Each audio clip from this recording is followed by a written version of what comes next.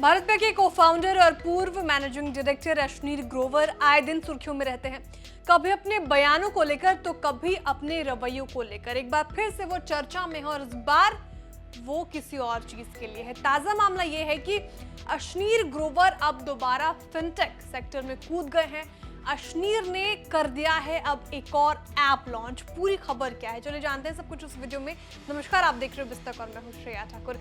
अश्नीर ग्रोवर ने fintech sector दूसरी बार उसमें एंट्री की है और लॉन्च कर दिया है मेडिकल लोन ऐप जीरो पे। गूगल प्ले स्टोर लिस्टिंग के मुताबिक जीरो पे को थर्ड यूनिकॉर्न प्राइवेट लिमिटेड ने डेवलप किया है, जो 3, 6, 9 और 12 महीने की ड्यूरेशन का लोन प्रोवाइड करता है।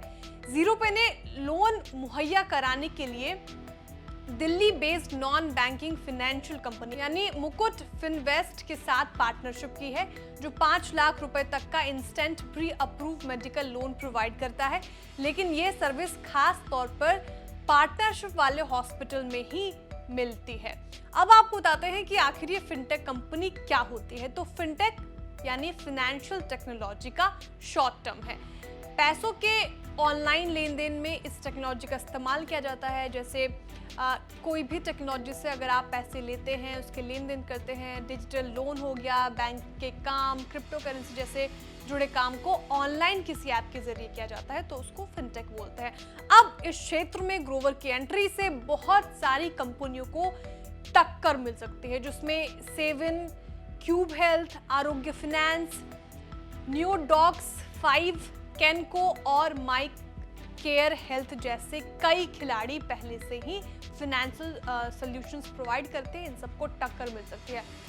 Consulting firm Boston consulting group और सिंगापुर स्थित venture capital firm B capital की एक ज्वाइंट रिपोर्ट में कहा गया कि भारत का डिजिटल हेल्थ केयर बाजार 2030 तक $37 बिलियन का रेवेन्यू पैदा कर सकता है। इसमें से अकेले हेल्थ केयर फाइनेंस $5 अरब तक पहुंचने का अनुमान है। ग्रोवर के लिए साल 2022 जो है वो विवादों में रहा।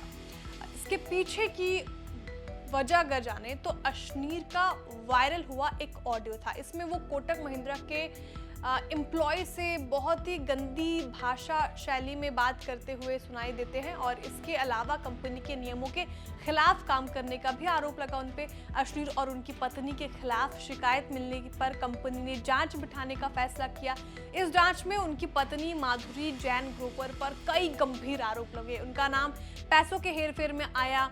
उन पर आरोप लगे थे कि उन्होंने अपने पर्सनल केयर, चाहे इलेक्ट्रॉनिक प्रोडक्ट्स हो, ब्यूटी केयर हो, स्पा वगैरह, और अब्रॉड के ट्रिप्स, चाहे वो अमेरिका या दुबई की फैमिली वेकेशन क्यों ना हो, इन सब के लिए कंपनी के पैसों का इस्तेमाल किया गया था।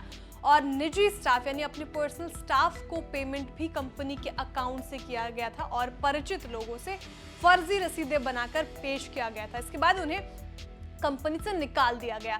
फिर अपनी ही कंपनी के फैसलों को ग्रोवर ने सिंगापुर इंटरनेशनल आर्बिट्रेशन सेंटर यानी CIC में चैलेंज किया। यहाँ भी उन्हें शिकस्त का सामना करना पड़ा। इसके बाद मार्च 2022 में अश्नीर को भारत पे कंपनी को छोड़ना पड़ा। भारत पे से निकलने के बाद जनवरी 2023 में ग्रोवर ने अपनी पत्नी माधुरी जैन ग्रोवर और चंडीगढ़ बेस्ड एंटरप्रेन्योर असीम घावरी के साथ मिलकर थर्ड यूनिकॉर्न लॉन्च किया। इसकी शुरुआत ड्रीम 11 मोबाइल प्रीमियर लीग यानी MPL और गेम्स 24x7 के माई 11 सर्कल जैसे कॉम्पिटिटर्स के साथ कंपटीशन करने के लिए क्रिक पे के साथ इसकी शुरुआत हुई। कंपनी ने विवेक वेंचर्स इन्वेस्टमेंट्स और ऋषायु LLP की भागीदारी के साथ ZNL ग्रोथ फंड के नेतृत्व में सीड फंडिंग राउंड में $3.5 मिलियन जुटाए। अब अश्नीर ग्रोवर की डिजिटल हेल्थ केयर बाजार में एंट्री से क्या खलबली मचती है, क्या इनका ये फैसला सही होगा, ये तो आने वाले वक्त में पता चलेगा। लेकिन आपको ये जानकारी कैसी लगी कमेंट करके जरूर बताएं। वीडियो को लाइक करें, शेयर करें, सब्सक्राइब करें और देखते रहिए बिस्तक।